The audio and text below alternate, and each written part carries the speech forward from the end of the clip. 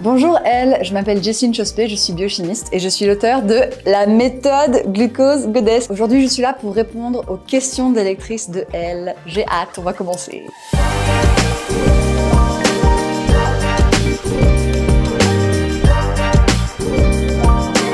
Bonjour Juliette, alors non, pas besoin de dire adieu à la méthode. Je sais que le vinaigre, c'est pas très appétissant et pas mal d'entre nous n'ont pas très envie de boire du vinaigre avant un repas. Donc pas de soucis, j'ai des solutions, c'est pour ça que je suis là. Donc dans le livre, vous allez trouver plein de recettes pour faire des petits thés au vinaigre, des cocktails au vinaigre sans alcool ou des sauces au vinaigre que vous pouvez mettre sur vos légumes au lieu de le boire. Et j'ai aussi une option pour les gens qui sont absolument pas ok avec le vinaigre. Dans ce cas-là, vous pouvez remplacer le vinaigre avec du jus de citron. Alors le jus de citron n'est pas aussi puissant sur notre glycémie que le vinaigre, mais il a quand même un effet positif. Donc voilà, si le vinaigre c'est pas pour vous et que les recettes vous y arrivez pas, jus de citron ça marche aussi. Et ça c'est pour la semaine 2 de la méthode.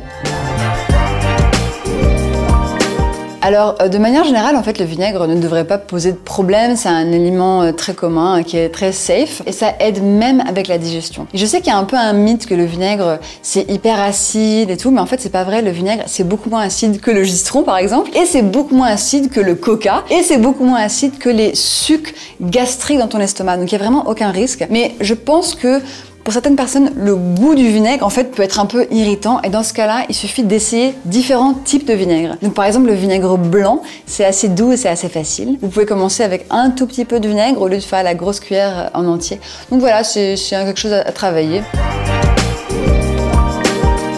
Alors tout type de vinaigre marche pour la méthode. Donc une cuillère à soupe de vinaigre avant un repas, ça va réduire le pic de glucose du repas. En revanche, il faut faire un petit peu attention au vinaigre balsamique. En particulier si c'est du vinaigre balsamique très épais, très vieilli, un peu à l'italienne, qui est un peu comme du sirop. Ça, c'est pas génial parce qu'en fait, il y a pas mal de sucre dedans. Mais un vinaigre balsamique liquide, il n'y a aucun souci et c'est une super option.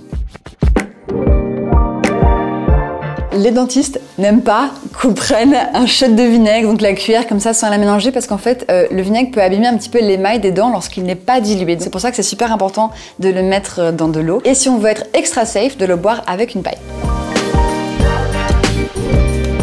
Alors non, l'eau chaude n'a aucun impact sur les vertus du vinaigre, il n'y a aucun souci, vous pouvez le mélanger à ce que vous voulez.